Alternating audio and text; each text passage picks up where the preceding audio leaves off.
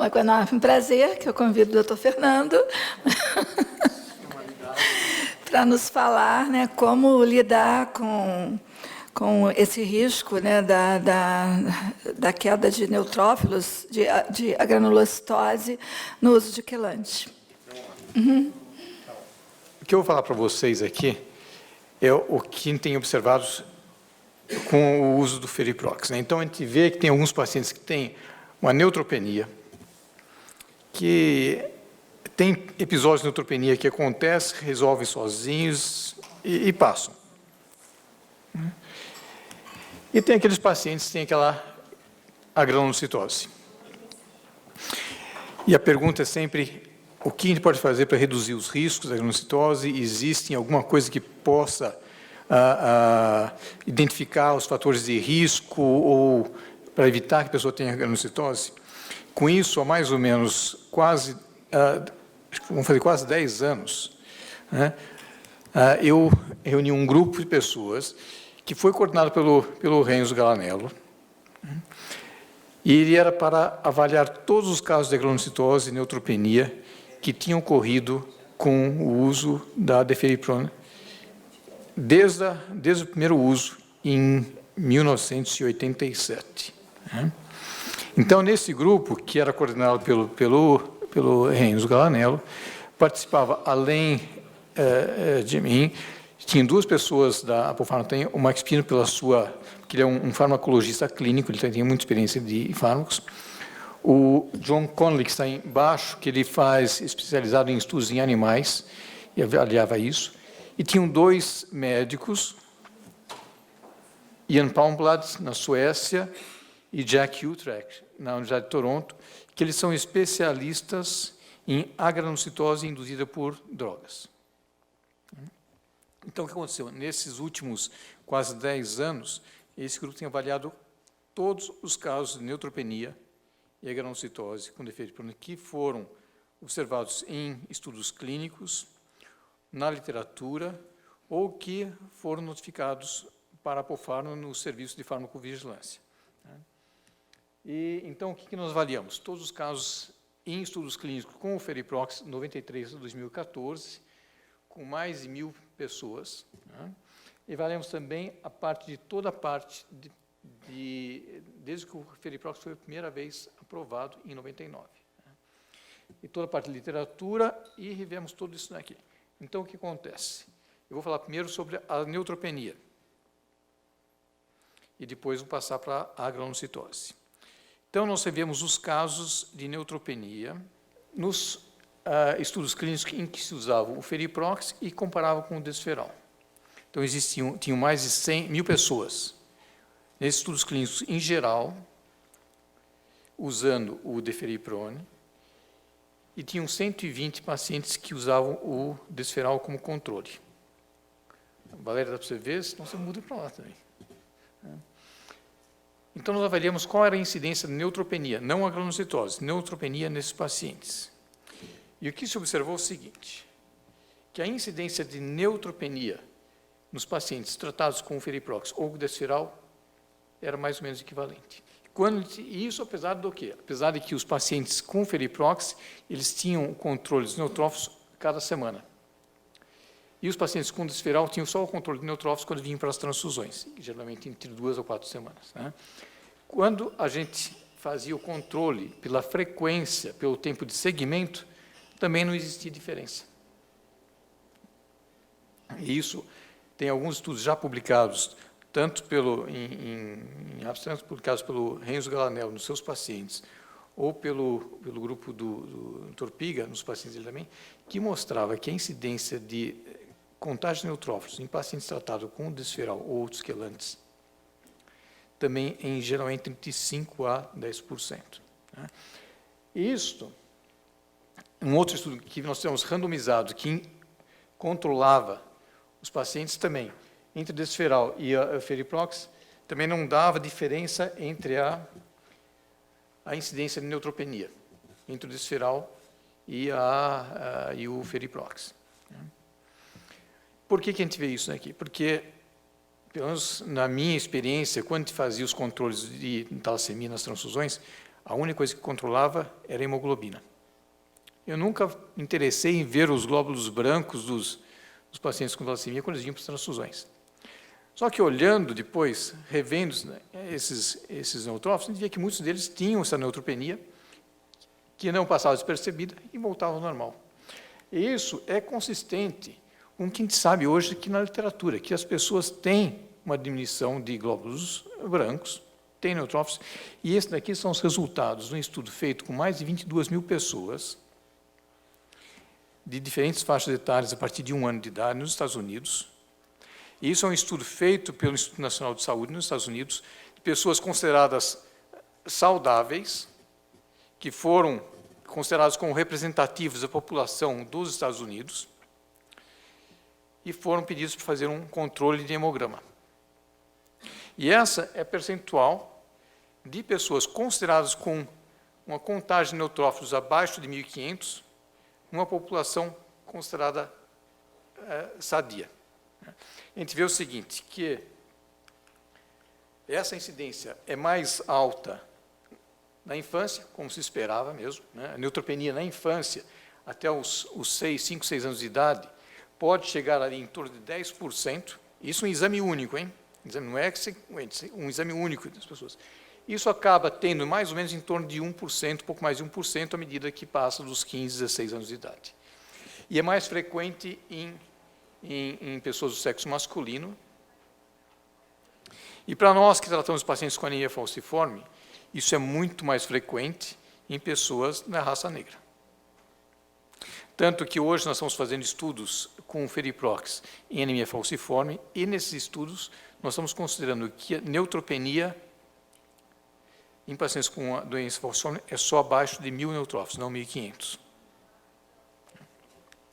Então, em neutropenia, o que a gente pode dizer é o seguinte, que episódios de neutropenia são comuns em pacientes com talassemia, independente do uso de Feriprox.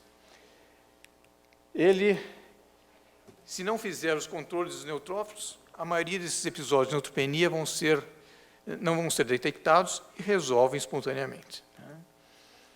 E o uso de contagem de neutrófilos, como a gente faz no tratamento de Feriprox, provavelmente vai detectar mais casos de neutropenia, que, se nós não tivéssemos esse controle, eles passariam desapercebidos. Então, isso em relação à neutropenia. Mas vamos falar sobre a granulocitose. E a questão principal é o seguinte, que nós vamos falar. Um episódio de neutropenia é um sinal de risco para a granulocitose ou não? Então, o que nós vamos avaliar? Nós avaliamos, nesses últimos anos, 161 episódios de granulocitose com o uso do Feriprox. Então, são 18 episódios nos estudos clínicos, e o resto deles foram todos no uso após aprovação, no uso de mercado. Desses todos os dados que nós temos, quais são as características principais desses 160 e poucos casos? A idade. Ocorreu em crianças tão jovens como 4 anos ou pessoas de até 86 anos de idade. A mediana foi de 26 anos de idade. Quando que ocorreu? Em média, com 5 meses de tratamento, mas ocorreu tão cedo como 4 dias do uso do Feriprox, e temos um paciente no Canadá que teve um episódio de granulocitose depois de 17 anos de terapia.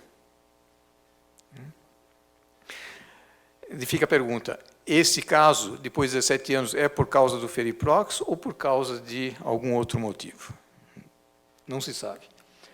Duração do evento. Em duração do evento, a gente considera como resolvido se o evento, se tiver 2 contagens de neutrófilos acima de 1.500 consecutivas.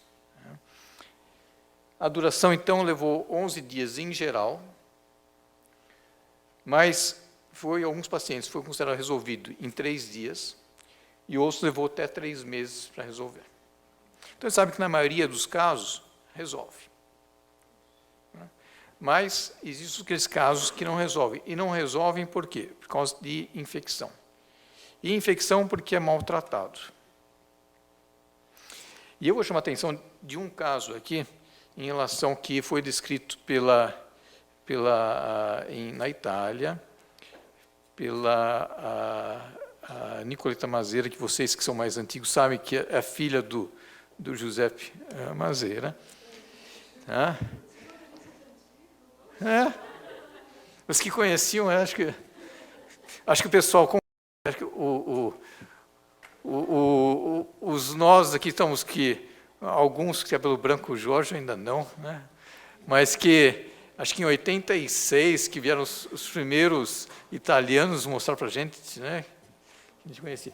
Mas o importante desse caso aqui é o seguinte: essa é um paciente com talassemia, fazendo controle semanal dos neutrófilos, né? E o que vocês veem é o seguinte: tem um neutrófilo normal, tem febre, tá? Tem um episódio de febre aqui a temperatura, febre, tá? Um dia depois de ter o controle de neutrófilos. Por causa da orientação de que se tiver febre, se deve fazer o controle de neutrófilos, ela foi para o hospital e fez um controle. E você vê que o controle de neutrófilos, em menos de 2 dias, estava 0. Essa é um paciente que teve depois uma infecção, não sabia o que era, tratou com G-CSF, antibióticos endovenosos, anfotericina, e não resolvia. Até que entrou com esteroides, e se foi por coincidência ou não, resolveu. Mas o ponto que eu quero chamar a atenção aqui é o seguinte: fazer controle semanal de neutrófilos não garante que a pessoa vai ter um neutrófilo normal no dia seguinte. Então, uma das recomendações que eu quero insistir é que fazer o controle de neutrófilos em pacientes com feriprox é importante, mas eu acho que mais importante do que detectar neutropenia é fazer com que o paciente, ou se for uma criança, que os pais estejam cientes de que existe o risco de agranulocitose. Mas que o fator mais importante para reduzir os riscos é realmente, se tiver um sinal de infecção, deve parar imediatamente e fazer o controle do neutrófilo. Então, esse era o objetivo desse slide. Então, esse daqui é só mostrar, de novo, aqueles 160 casos de agranulocitose, quando eles ocorreram. 60% ocorre nos primeiros 6 meses de tratamento, 80% durante o primeiro ano de tratamento. Uma das recomendações desse grupo de expertos, que a gente espera que vai ser submetido para publicar agora, é que o controle, os neutrófilos sejam monitorados a cada semana no primeiro ano de tratamento. Mas que a partir do primeiro ano de tratamento, como o risco diminui bastante, se possa fazer o controle só durante as transfusões, desde que o paciente ou a família saiba que, se tiver sinal de infecção, deve parar imediatamente e fazer o controle. Tá? Em relação à dose, nós procuramos saber se ele era relacionado à dose ou não. E aqui nessa figura, o que vocês veem aqui, cada símbolo aqui é um caso de agranulocitose.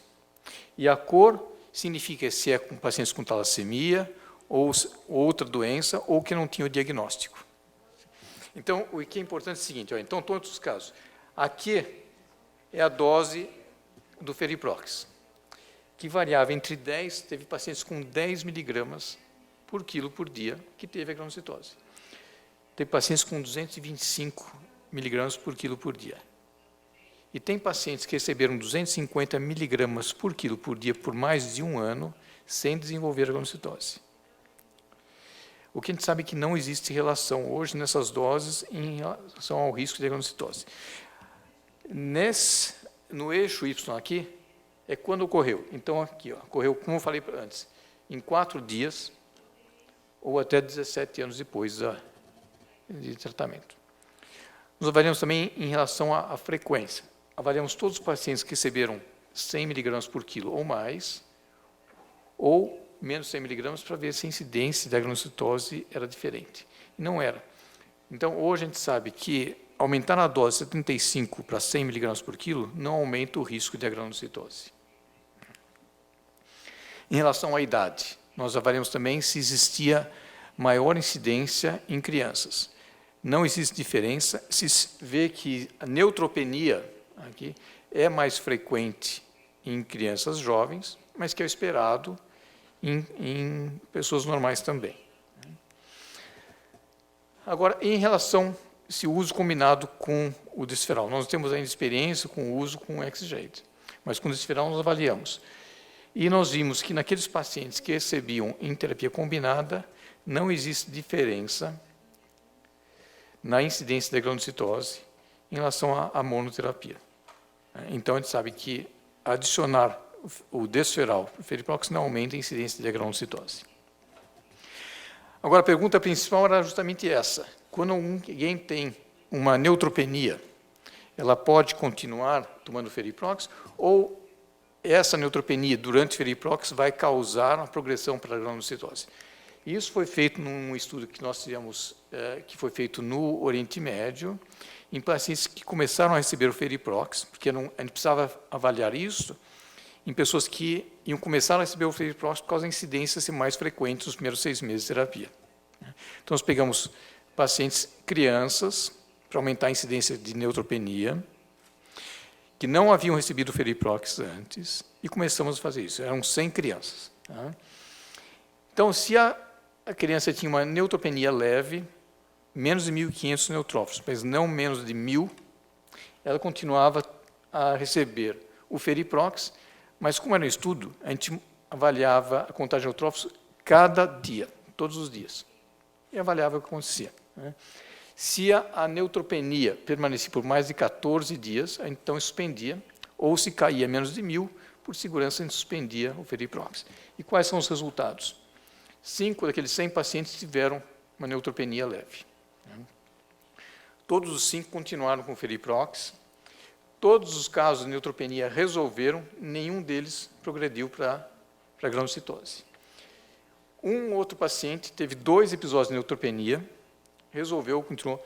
Teve um outro episódio de granulocitose, sem passar por neutropenia antes. Foi direto de 2.000 neutrófilos para menos de 500. Suspendeu, resolveu. E teve um outro paciente que teve só um episódio de granulocitose, sem ter um episódio de neutropenia antes. Então, a gente sabe hoje que existem 3 possibilidades. Primeiro, existe este caso aqui, que é aquele paciente que tem episódios de neutropenia, que vai ter, essa neutropenia vai resolver, e independente de continuar com o feriprox ou não. O segundo caso são os pacientes que têm uma tendência a diminuir a contagem de neutrófilos. Então, você vê que vai diminuindo, chega a neutropenia e, se continuar, vai ter uma granulocitose. E o que é mais frequente na granulocitose é um paciente que tem uma contagem normal e, de repente, tem uma queda importante dos neutrófilos. Esse é o mais comum das granulocitoses. Então, o que a gente pode dizer em relação a isso? Pode continuar ou não o tratamento em quem tem uma neutropenia leve? Primeiro, eu acho que quem tem uma granulocitose tem que interromper o tratamento na hora. Isso é o mais importante, o fator mais importante. Se tiver uma neutropenia e não tiver nenhum sinal de infecção, acho que é possível continuar o tratamento com feriprox, principalmente aqueles pacientes que têm um risco importante pelo ferro, e se você tem confiança de que, se o paciente tiver um sinal de infecção, ele vai te procurar. Mas, se você não tem muita confiança no paciente, ou acha que as condições de casa não são suficientes para dar a segurança para você, então, suspende o feriprox quando tiver neutropenia leve, e pode voltar a usar o feriprox quando voltar a ter uma contagem de neutrófilos acima de 1.500. Pode ser uma coisa que nós não avaliamos, esses casos que a gente continua tendo, mantendo o feriprox, ou que faz o re-challenge do feriprox depois da neutropenia, pode ser que a incidência da granulocitose aumente. Isso nós não temos dados para dizer ou não. Mas eu acho que a melhor alternativa ou orientação é que deve-se avaliar caso por caso. Ver o risco de toxicidade por ferro, ver o risco de ter uma infecção pelas condições do paciente e pela aí decidir se vai suspender o feriprox ou não nos casos de neutropenia. Com relação a pacientes que têm agronocitose,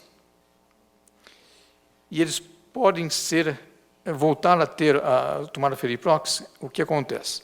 Então, nós temos, desses 161 casos, 31 desses casos, né, tomaram feriprox de novo. Os dados que nós tínhamos até o ano passado era que em 50% deles voltavam a ter a granulocitose. E esse segundo episódio de granulocitose ocorria mais rapidamente. Nós vimos que, em média, o primeiro caso em torno de 5 meses. No segundo caso, é em torno de 1 mês. Ela é mais rápida e ela é mais grave do que o primeiro. E hoje nós temos alguns dados a mais. Eu consegui colher mais alguns dados. Hoje, esse número de recorrência é em torno de 70%. Então, paciente que tem a granulocitose, fazer o tratamento de novo com feriprox não é recomendado, a não ser que exista um risco grave da toxicidade do ferro que poderia ser resolvido com o feriprox, como, por exemplo, uma insuficiência cardíaca. Se existe um risco grande de uma pessoa morrer por insuficiência cardíaca por causa do acúmulo de ferro, e o feriprox pode ajudar, então, a consideração que deve ser feita. Então, hoje, nos países onde o feriprox foi aprovado mais recentemente, no Canadá, então, existe essa recomendação. É caso por caso. Para terminar, então, são as recomendações aqui. Ainda não sabemos por que ocorre a granulocitose. Alguns de vocês talvez tenham participado de um estudo que foi feito pelo Renzo, onde pegamos amostras de sangue para o DNA de mais de 80 casos de granulocitose. Pegamos amostras de irmãos desses pacientes que tiveram a granulocitose, que não desenvolveram a granulocitose, e comparamos para ver se tinha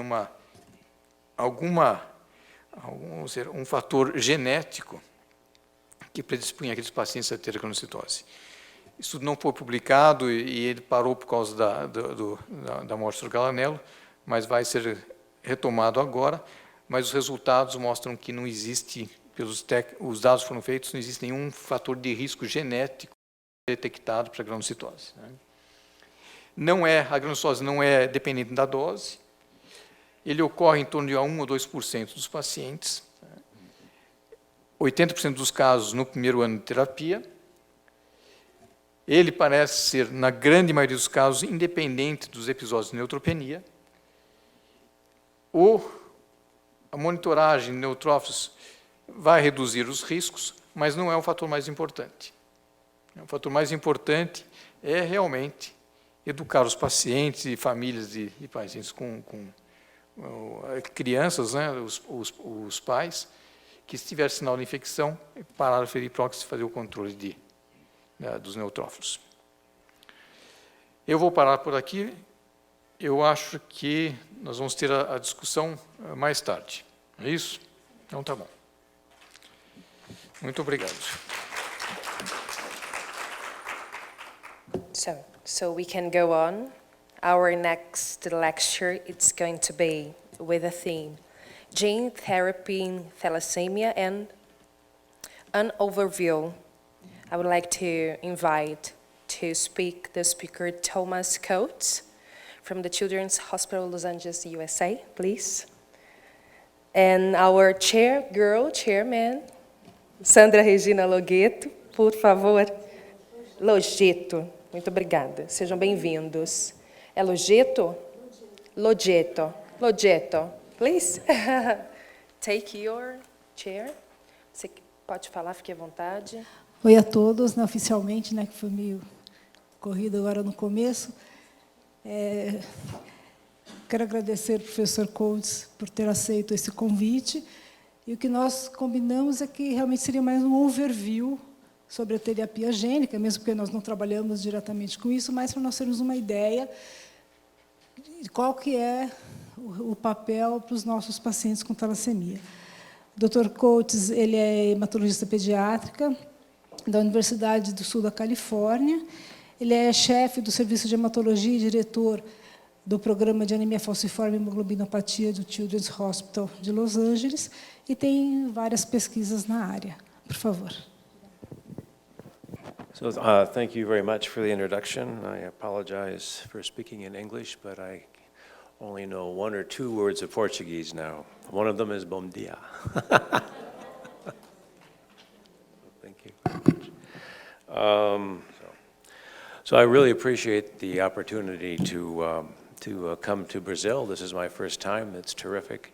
I'm very, very, very honored to have been invited to speak to this group. I must tell you that I've heard so much from my colleagues about the Brazilian hematologists and how enthusiastic they are. I'm not making this up. This is the truth. I hear nothing but positive things from everybody who's worked with you, so I'm very honored to meet you finally. I was asked by the organizers to speak about gene therapy. So I have some disclosures. The most important one is I am not a molecular biologist, and I am not an expert on gene therapy. I've been involved in the development of the clinical protocols for the gene therapy trials, but if you have questions about molecular biology, you're in trouble today. I would like to thank Dr. Don Cohn, who is a pediatrician and gene therapist at UCLA, who provided some of the slides and some input. Dr. Alexandra Petrush, who is with Bluebird Bio. Bluebird Bio is a company that was started by Philippe Labouche, and they got venture capital, and it is all of these kinds of things work now in the world. There's a large company which is trying to develop this as a drug therapy for the treatment of thalassemia, and they have given me some slides which I will show you. And also Kate Madigan, who is with Sangamo Biogen. Kate is actually one of our trainees from Children's Hospital Los Angeles and is now working on the gene therapy protocol using a different technique. So I thought I'd start by just saying that there's been a number of gene therapy trials that have been ongoing for a while, and I was surprised, actually thanks to your invitation, I did some reading before this talk. Since 1995, actually, people have been trying gene therapy, and down here I've listed a number of the trials. These are the number of trials and the number of patients enrolled. And overall, since beginning around 2000, there have been 149 subjects that have been enrolled in gene therapy trials related to hematologic abnormalities. As I'll mention in a little bit, there have been 70 patients enrolled in a gene therapy trial for AIDS. So I was a little surprised to see this. And so this is the overall schema for gene therapy. You're probably all somewhat familiar with this. But it starts with isolation of stem cells, and this is done either from bone marrow or from the peripheral blood. And the thing that people are very excited about is taking somatic cells and converting them into stem cells and using them as a source as well. This really isn't very far along in terms of human studies yet, but it seems to work in mice, who are always the lucky ones to get treated first. And then the next step is to take these cells and to introduce a foreign gene by one methodology or the other, and I'll mention the couple of the major ways that this is done. Either by gene editing or by inserting a new gene. Those are the two major approaches. And then the patient is conditioned, and so bone marrow transplantation is, of course, how the stem cells are introduced back into the patient, and at the present time they're using myeloablative conditioning, although the hope is that they'll be able to use less intense preparative regimens in the future. And then, last but not least, bone marrow transplant of the cells that have been prepared. So that's the overall schema for gene therapy for all hematopoietic disorders. So the first method that's used is inserting a new gene, and people show these diagrams all the time, and I don't pretend to exactly understand what all those blocks mean. Some of you may know more about this than I do. In English, we say the blind are leading the blind, so this is a great example of this. But they take the beta globin gene, and this is a modified beta, actually a gamma-ized beta globin gene, and insert it in with other DNA, along with a part of the gene that regulates the production of the beta globin. And they put a spacer on either end so that if the gene inserts, the controlling regions of this gene don't start to control other genes. And the problem, and this is an AIDS virus actually, a lentivirus, which is derived from AIDS. And so one of the problems with this is they have no control over where this gene inserts, or very little control. There are some techniques that they're using and to try to get around this now, but still this is the major problem. And so the issue with this approach then, I mean, again, it works, Tim Towns made it work for sickle cell disease in mice beautifully. The gene, by the way, that they're using has a specific mutation in the gamma-ized beta globin chain where the sickle cell chains actually interact to polymerize. And this was put into this construct, so it will work for sickle cell disease as well and be anti-sickling. But the problem is that the transgene is selfish. It goes into wherever it wants to go and can take over the normal machinery. And as you probably know, in the first patients that this was done in, 3 of the children developed leukemia because the transgene took over production of white cells. And 3 of them, 1 of them died, 2 of them were treated successfully for the leukemia. Subsequently, they stopped all gene therapy in the world. I thought that was impressive.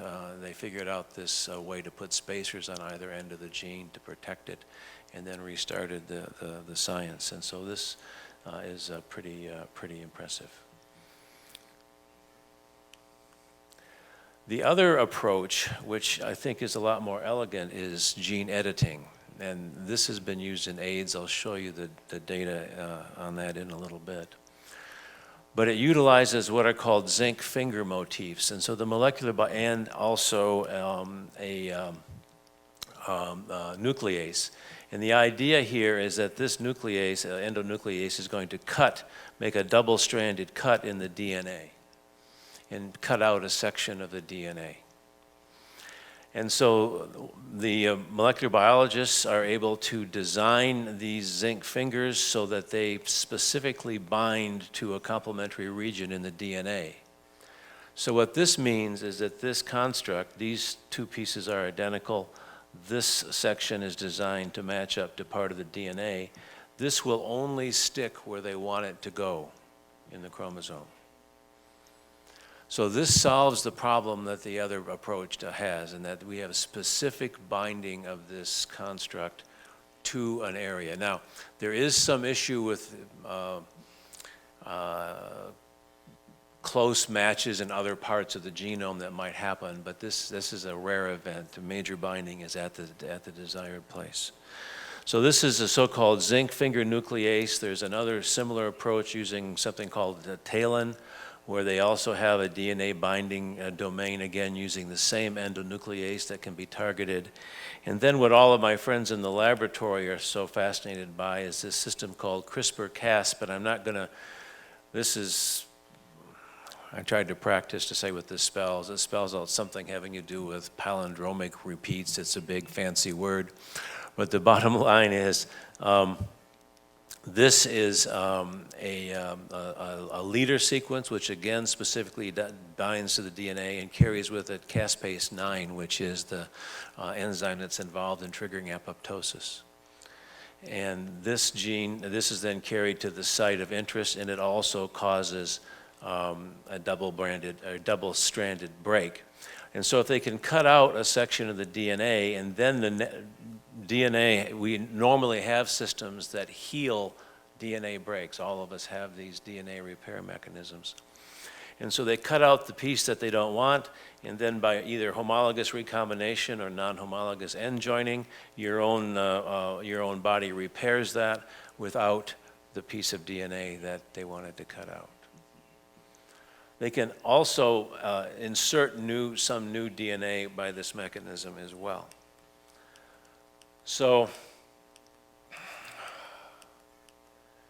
if we look at the whole hemoglobin production system, then there are a lot of areas that they could target to try to do something. But the ultimate thing, one of the main things you're trying to do is to turn back on fetal hemoglobin. So in thalassemia, if you could go back to fetal hemoglobin production where you had 100% fetal hemoglobin, the patients would be just fine. Similarly with sickle cell disease, if you could run the fetal hemoglobin up very high, they would stop sickling. So the same approach may work for both of these patients. Okay.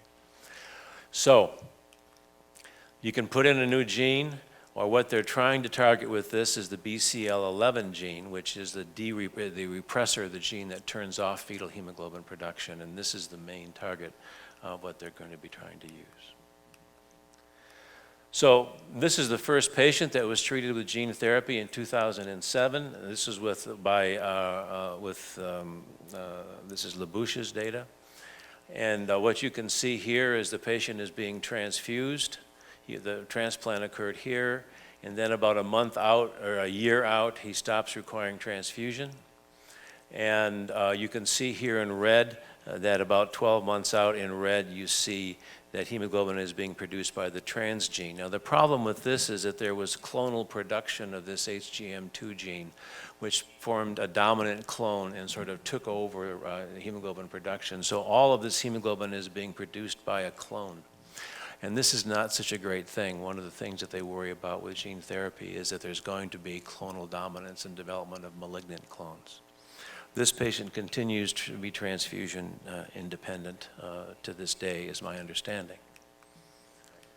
So this is data and proprietary. These are slides that were given to me by these two companies, and they request that they be presented exactly the way they provided them, so I'm going to try to do that. But I may blaze for you through a couple of these slides quickly. But this was presented at EHA, the European Hematology Society meetings, and some of you may have seen this already. But basically, this is a follow-up on their study with long-term data on subjects with beta thalassemia and also one patient with sickle cell disease who was treated with their new vector. Now, they have a new vector now that's different than the one that they used in 2007. And again, they've mutated this one area so that in sickle cell disease it will block sickling. And this is the schema that I already showed you. Collect stem cells, put in the virus, myeloablate the patient, infuse them, and then follow them up. They consented 7 patients, and they wound up, as of this slide, which is June 8th, 2015, they had infused product into 3 patients. These are the characteristics of the patient. This is not so important, so I'm going to skip through it.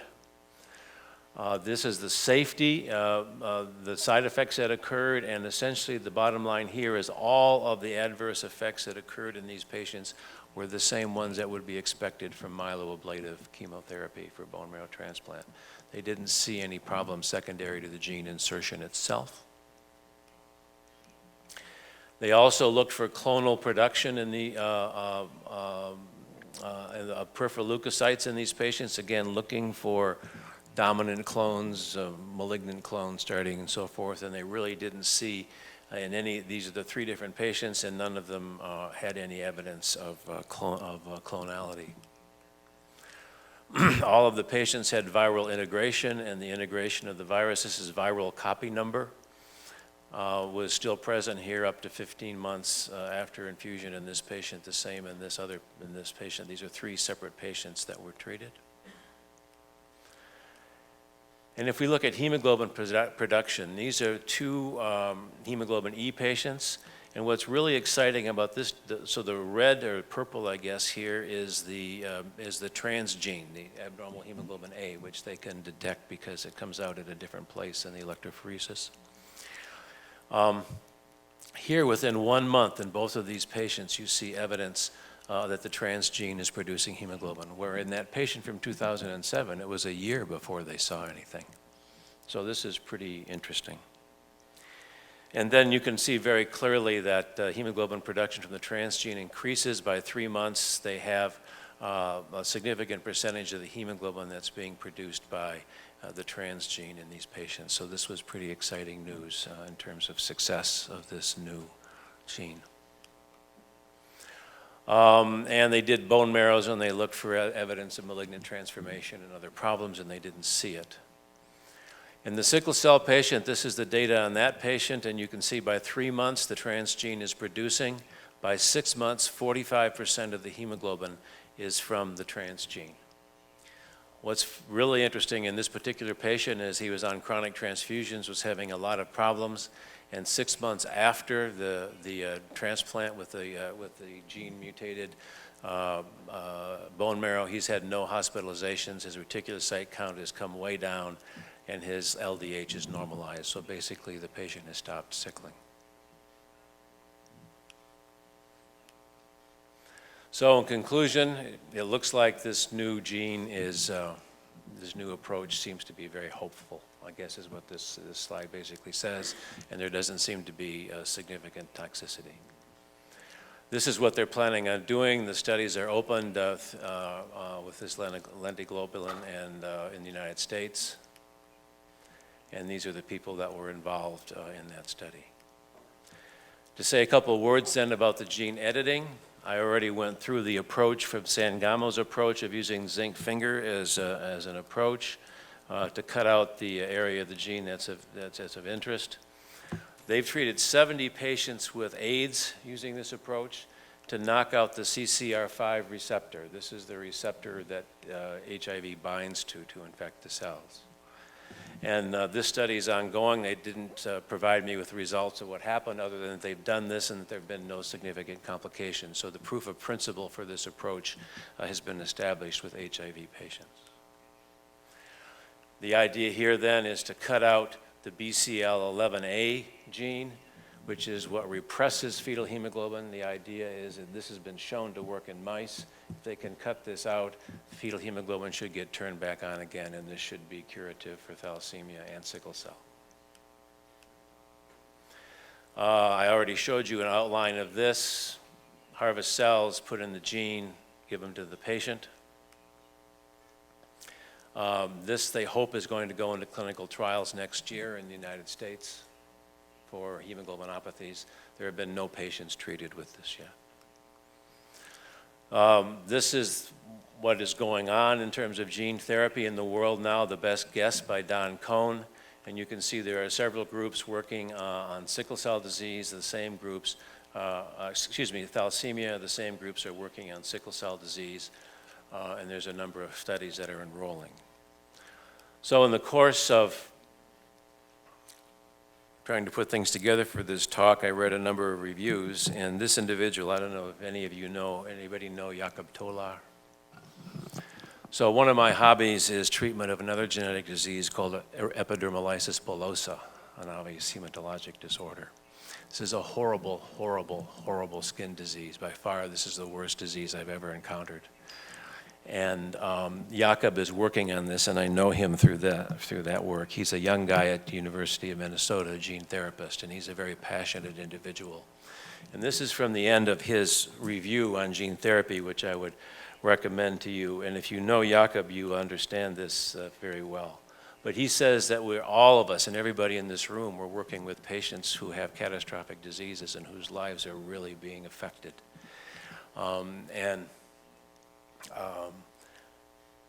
Being part of a life saved or suffering alleviated, we all know how it feels when we help a kid, right? Or we help an adult who's sick.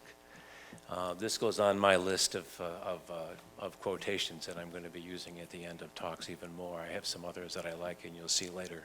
But this, I think everyone in the room can identify with this last statement. It really feels good to help somebody, and I think that this new approach is going to be very important. Thank you for your attention.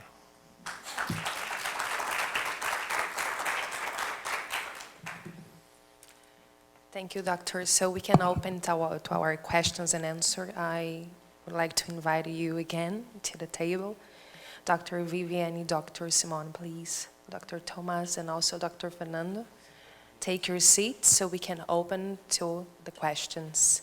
We have some microphones in the room. Actually, we have one here in the middle. And the moderators, the chairmen, can also do questions, but it's up to you. You lead the way, please. If someone wants to do a question, please. Acho que a gente podia fazer uns 15 minutos para não atrasar muito no horário. Aberto. Minha pergunta para o Fernando, vocês têm algum dado sobre se os pacientes que tiveram que interromper o Ferriprox por neutropenia acabaram tendo algum prejuízo na qualidade daquela ação que eles tiveram nesse período? Assim, se as interrupções são longas o suficiente para afetar o resultado final do tratamento? Então, o que a gente fazia antes, até 3 anos atrás, em todos os nossos estudos, se alguém participando do estudo tinha neutropenia, suspendia definitivamente o Feriprox, porque a gente não sabia desses resultados que continuava, que voltava ao normal. Então, a nossa experiência total, quase todos os estudos, até 3 anos atrás, era que suspendia e não voltava. Agora, os estudos mais novos, eles continuam tomando o Feriprox. Então, não suspende mais, a não ser que tenha febre. Então, hoje, mas eu acredito que a suspensão é muito rápida, porque eu não mostrei os dados da resolução da neutropenia. Neutropenia também, em média, são 10 dias. Então, seriam 10 dias sem quilação, se for suspender. Esses pacientes que tiveram neutropenia, retornou com a medicação, teve recidiva? Teve repetição dos quadros de neutropenia? Então, teve pacientes que tiveram repetições de neutropenia, e eles continuaram tomando Feriprox e resolveram também. Então, provavelmente, essas neutropenias são características do paciente. Né? São pacientes que já viajam com um número de glóbulos brancos mais baixo do que os outros, e fazendo esses controles semanais, a gente vai detectar essas quedas abaixo de 1.500. E em relação ao status do paciente esplenectomizado versus não esplenectomizado, como foi a evolução desses pacientes? Então, é o seguinte, eu não mostrei os dados de neutropenia. A neutropenia claramente ocorre com mais frequência nos pacientes não esplenectomizados. Então, isso é a granulocitose é independente da esplenectomia. Então, os pacientes esplenectomizados têm mais frequência. O Torpiga tem um slide que ele mostra um paciente em Feriprox não esplenectomizado, neutropenia, faz esplenectomia, os glóbulos brancos neutrófilos sobem, continua tomando Feriprox sem problema. Não poderia, então, ter relação com hiperesplenismo? Talvez não tenha nada a ver com a droga? Então, é mais provável que esses casos de neutropenia, a grande maioria deles provavelmente não tem nada a ver com a droga. São ou por hiperesplenismo, ou uma infecção viral, ou por condições características étnicas. Por exemplo, eu falei para você da parte de pessoas da raça negra têm uns neutrófilos mais baixos. Nós fazemos vários estudos também no Oriente Médio, e a população árabe também tem os neutrófilos mais baixos. Então, dos árabes. E outra coisa também, em algumas etnias da Índia também acontece mais frequente. Então, eu acho que a grande maioria dos casos de neutropenia são independentes do Feriprox. Precisa ficar só atento que existem alguns casos onde se vê a tendência a diminuir os neutrófilos. Acho que nesse caso já é realmente pelo Feriprox, mas são poucos os casos. Eu acho que o importante é, se algum dos pacientes de vocês tem uma neutropenia, é avaliar os neutrófilos anteriores e ver. Se foi uma flutuação mesmo, provavelmente não é no Feriprox. Se vier uma tendência de diminuição com o tempo, daí provavelmente é o Feriprox, daí se considera que é um risco de que esse paciente vai ter a granulocitose. Em termos de fisiopatologia, dá para ter uma ideia se o que acontece é uma destruição periférica ou uma diminuição de produção, ou ambos? A gente não sabe. Então, foram feitos vários estudos, a parte imunológica, pesquisa de anticorpos, pegando de paciente que está com a granulocitose, incubando aquele soro com normais, ver se acontece alguma coisa, a gente não sabe.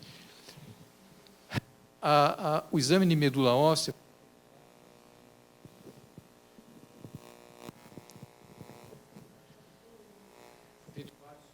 pacientes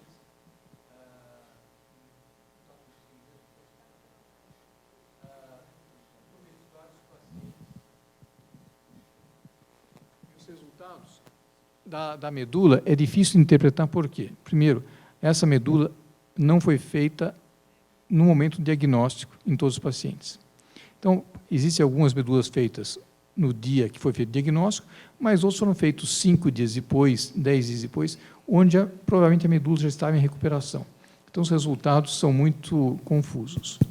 Mas o que é estranho é o seguinte, por exemplo, o primeiro caso de agronocitose que eu vivenciei, quando eu estava trabalhando junto com o Dr. Piga, em Turim, uma menina que estava com 0 neutrófilos, foi dado o GCSF, o dia seguinte estava com 10 mil neutrófilos.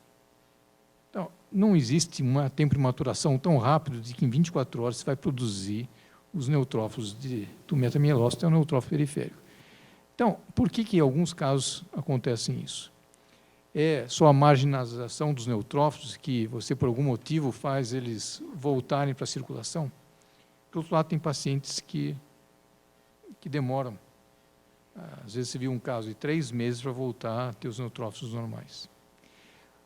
Aquele exemplo que eu citei do José Mazeiro, por coincidência ou não, ele deu GCFS, não melhorou. A hora que ele adicionou o corticoide, houve uma melhora.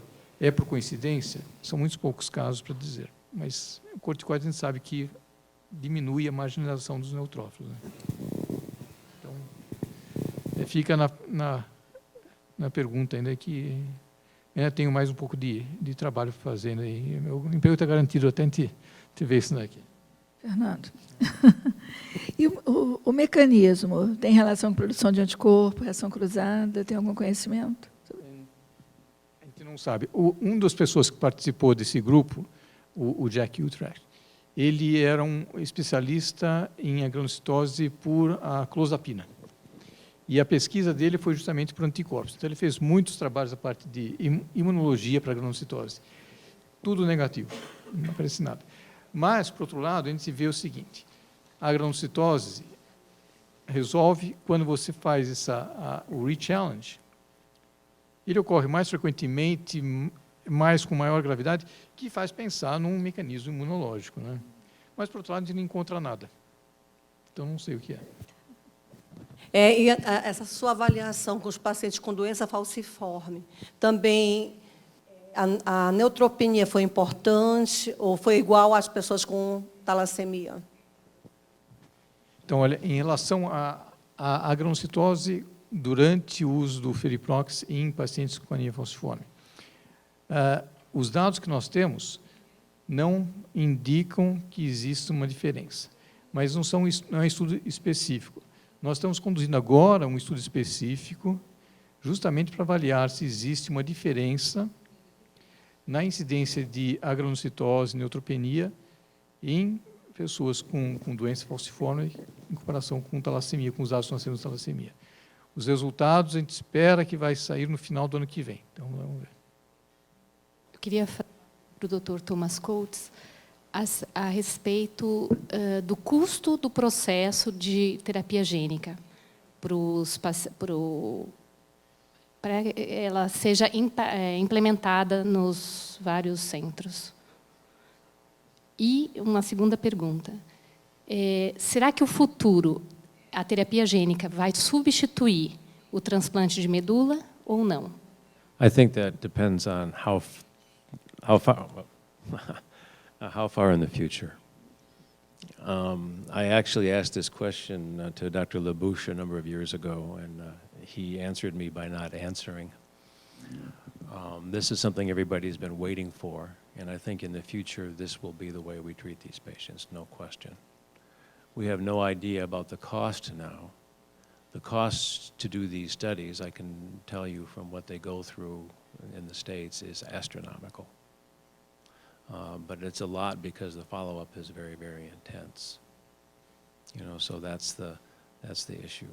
We're also having, at least at our center, having some trouble recruiting patients for this because there's a lot of visits for follow-up and so forth. And I think that this sort of depends upon what kind of a center you're at. We have many, many patients who have no iron overload, have no problems whatsoever, and are doing very, very well. And the question that I hear from the fathers, and I've had one father I remember distinctly when I approached him about participating in the study, he turned around quickly and looked at me, and then he looked at his 6-year-old son who was on the table, and he said, "Dr. Coates, my son is doing fine. Why would I do something like this?" So I think there are a lot of questions, but I think 10 years from now, 15 years from now, this will for sure probably be what we do. Vocês querem levantar alguma outra situação? Não?